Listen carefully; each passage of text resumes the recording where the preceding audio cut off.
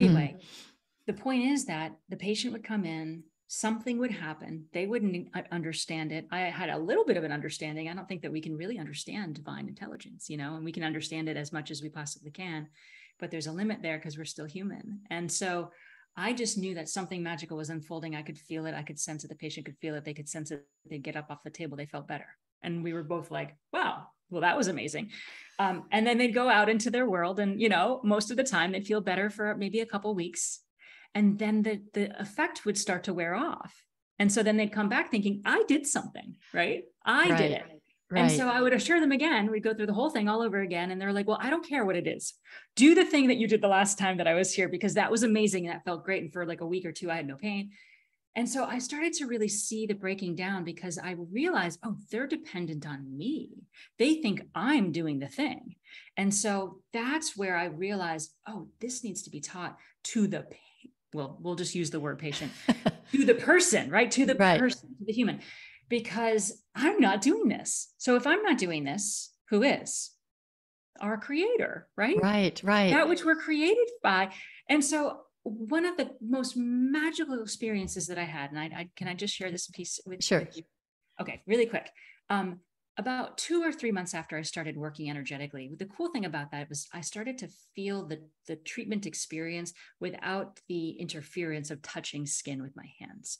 So it was just pure, straight up. It was like undistilled energy. And this is how I teach. I teach people what this feels like. What does energy feel like, and how do you start to work with it in the body? My osteopathic skills translated pretty seamlessly into feeling energy, because it felt similar enough that I identified that, oh, wow, this is actually what I'm feeling when I'm touching a person. But now this is what this feels like when I'm not touching a person. So I could see that it was the same therapeutic healing forces, divine intelligence. Okay. So a couple months after starting doing this, and I felt like the teaching curriculum was just coming through me, and I was just writing it all out. And I went out for a run one day, like 2 months later, and my heart, I was so happy. It was this beautiful day. I felt so buoyant that day. I'm not a runner. I do run, but I'm not a runner. That day I just felt really good. I felt like my body was like, connected to itself, and I felt light, and, so I'm running along, and my hands started to push, just like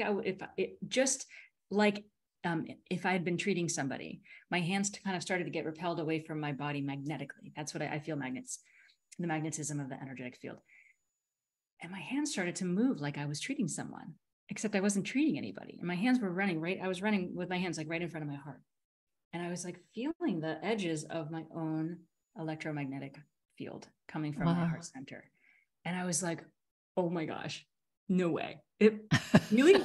Am I actually feeling myself right now? And I was, and so I played with it, and I started running. I ran for a while, and I would like speed up, and I'd lose the feeling, and then I'd slow down, and I'd kind of get back to the feeling again. And at the end of the run, I was like, wait a minute, if I can feel my own energetic field, can I actually treat my own body? And so that was the beginning of the self-treatment protocol, which I now teach. Okay. So I then started treating myself every day. I learned how to do that. And the 40 years of back pain that started when I was run over by a car at the age of 4 went away. Oh, wow. Just went away. I'd been treated my whole life.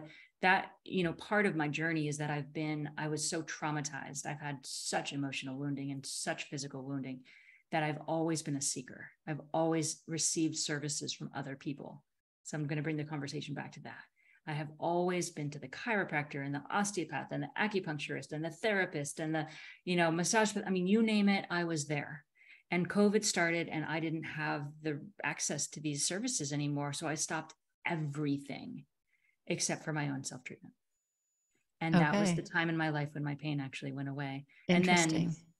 And then I started to, I fell in love with a woman who's an emotional healer. So that was the next layer of all of this. Okay. I started to employ both emotional energetic healing and physical energetic healing. And here we are. So that's when I started to really connect the dots, like, oh my gosh, wait a minute. I'm not here to have people become dependent on me as some kind of a guru or even a doctor.